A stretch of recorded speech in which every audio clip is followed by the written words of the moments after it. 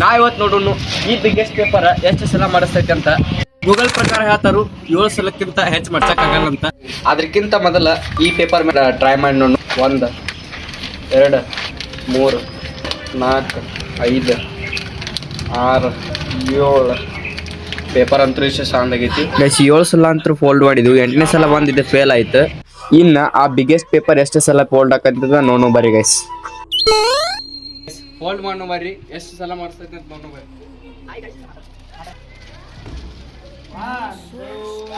One fold maybe.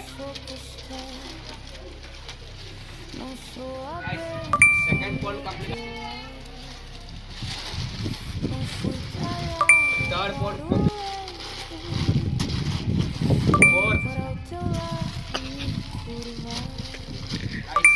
5ನೇ fold ಮುಗಿಯಲ್ಲ. ಇದು ಆಗಲ್ಲ ಅನ್ಸಕತ್ತೈತಿ ಗೈಸ್.